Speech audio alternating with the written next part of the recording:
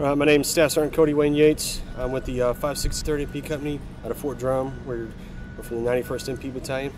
I'm Charlie Brown, and I'm an engineer from Exponent Incorporated, working for the U.S. Army Rapid Equipping Force at Kandahar Airfield, Afghanistan.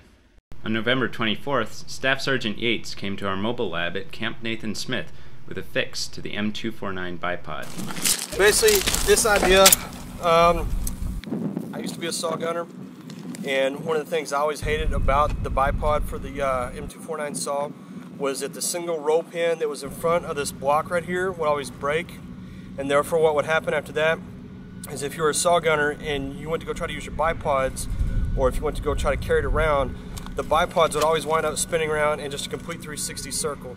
So I looked around to see if there was any kind of new design. The only thing that I saw was that the Army had just welded both sides together so that way it wouldn't move left and right anymore.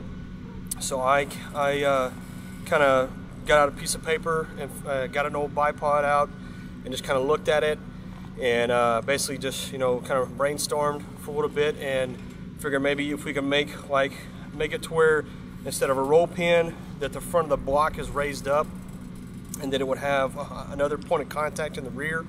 You'd still be able to get your left and right, so that way instead of the block being welded shut and it wouldn't be able to traverse left or right, at least this way you'd be able to traverse left and right so you can still engage targets to your left and right into the front, but it would also be a lot sturdier, and that way you wouldn't have to worry about it breaking and stuff. So soldiers and Marines and and airmen, other branches of service that use the M249 saw, they can be real hard on these weapons, and usually the first part that breaks, the first complaint that most people have with this weapon is the bipod, and it's usually the centerpiece for this bipod.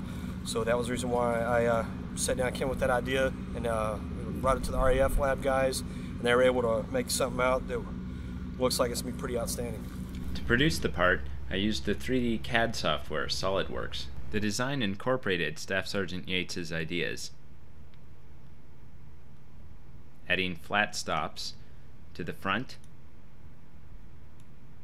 and to the back of the pivot area. To check for fit and function, I produced a prototype part with a fused deposition modeling 3D printer. Staff Sergeant Yates did a test fit on November 26th.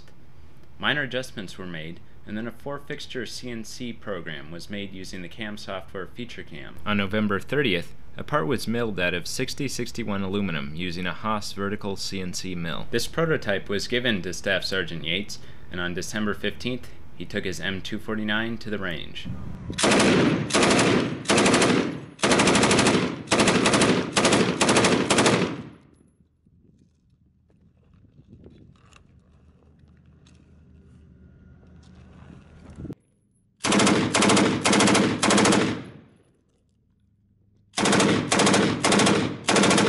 Just 3 weeks elapsed between the time Staff Sergeant Yates walked into the mobile lab with his idea and him hitting the range with his bipod fix.